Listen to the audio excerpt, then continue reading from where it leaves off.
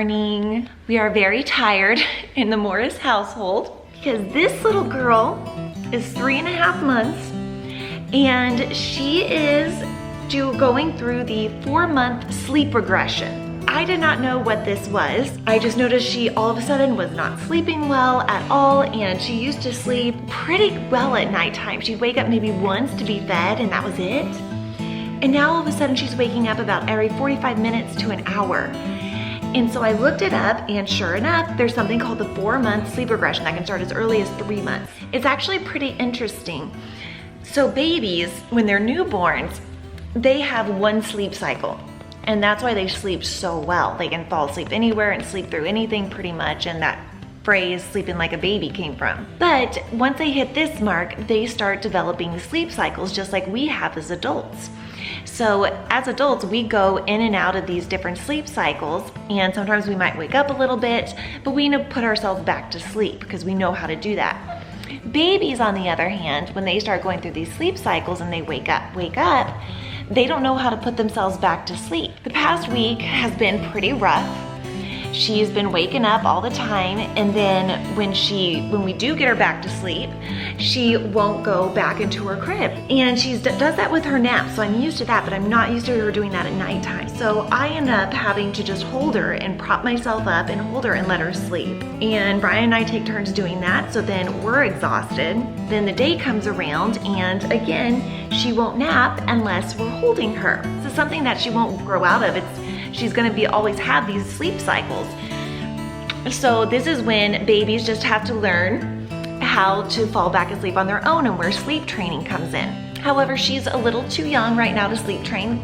Doctors say to wait until they're about 4 months, so we have about 2 weeks till we can do that. So from here until then, we just have to figure out how we're gonna survive this. I think we're gonna get ready to head out and go to our gym class just to get out of the house for a little bit. We are at Cal-Elite right now to do our sweet peas class. This is Brian's first time coming to it, so I'm so excited, and Layla-Jane is very excited to show off her skills. I just hope Brian and I don't fall asleep during it. Pretty tired, Brian, huh?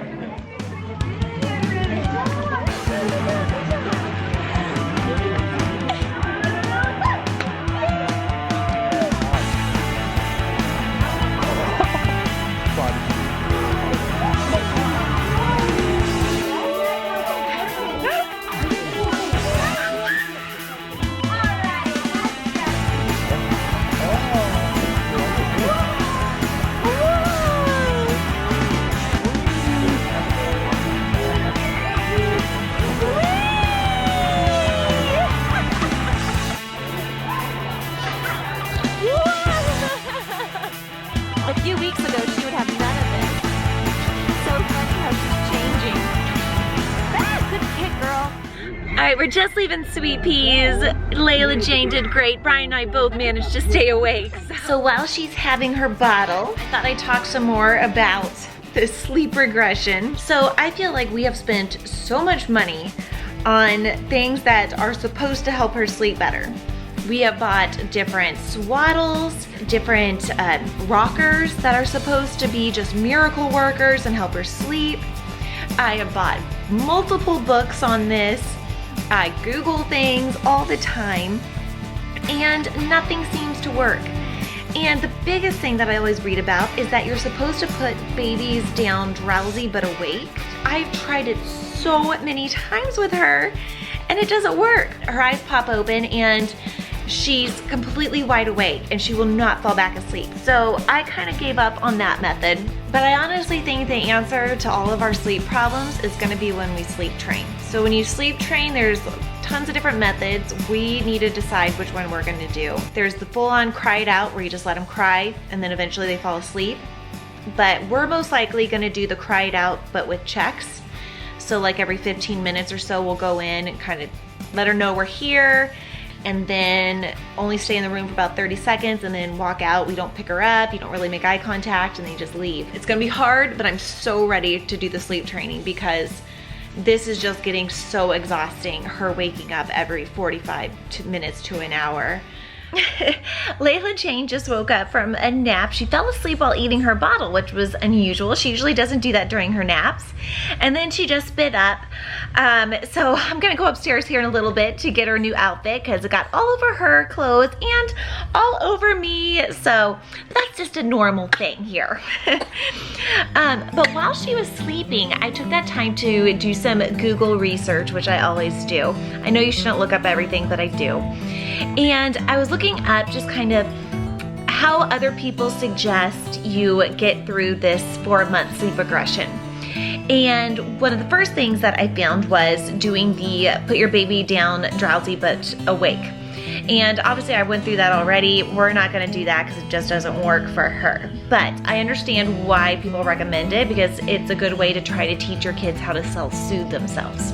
The second thing I saw was getting rid of sleep associations. So for instance, if your baby needs a bottle, needs a pacifier, needs to be rocked to sleep, anything like that, you know, slowly kind of start pulling that away so that they're not dependent on it. Third thing is feed them more. So a lot of people said when their babies were going through this that they were really hungry and ate a lot more. And if you don't keep up with that and give them enough food, then they're gonna be hungry, and that means they're not gonna sleep well. Or they're gonna wake up a lot more during the night to make up for those calories that they missed during the day. And then a fourth thing that I saw is keeping them on their nap schedules. Don't let them get overtired. I think the biggest misconception that I had at first and that a lot of people have, if you keep your baby up, they'll sleep better at night. And it's actually the opposite. Babies need to be kept to their nap schedule because you don't want them getting overtired. Because once they get overtired, then it gets even harder for them to sleep. And I have experienced that here. We've had let that happen to her before, and then it's a nightmare getting her down. So I always try to keep her on her nap schedules. And I think I do a pretty good job of that. Say hi. One other thing is on how to help get your baby to sleep on his or her own. I don't know if this is gonna work, but my sister tagged me on this Facebook post. And what it is, or what it suggests, is getting like a dishwashing glove or just one of those latex gloves, filling it with rice, tying it in a knot, and then when your baby goes to sleep, putting that on like his or her chest or on their back if they're able to sleep on their stomachs. And that way it feels like your hand on them, and so it's kind of a comfort thing. So I am willing to try anything. So I might try that on her next nap. And so I'm just gonna show you kind of what I do during a normal day, just when I'm exhausted too, but still trying to keep her entertained and busy. We'll probably go and do her activity mat for a little bit because she loves that, and that gives me a time to probably drink a little bit more coffee. Well, she is playing on her activity mat while I have another cup of coffee. She just grabbed that on her own. I love this. I love how she's grabbing things now. She used to never do that.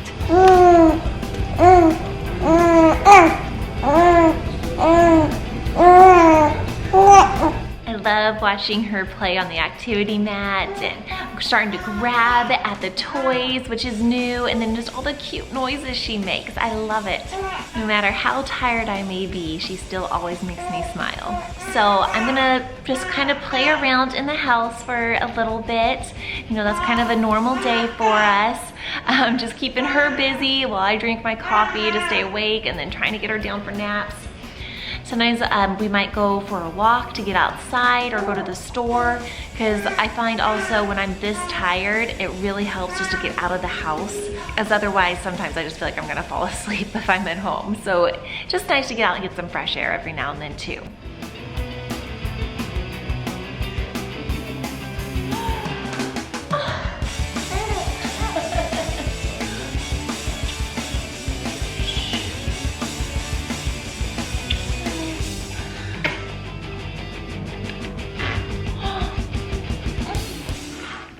So she just fell asleep again, so I think I'm gonna try the glove thing. Got it ready.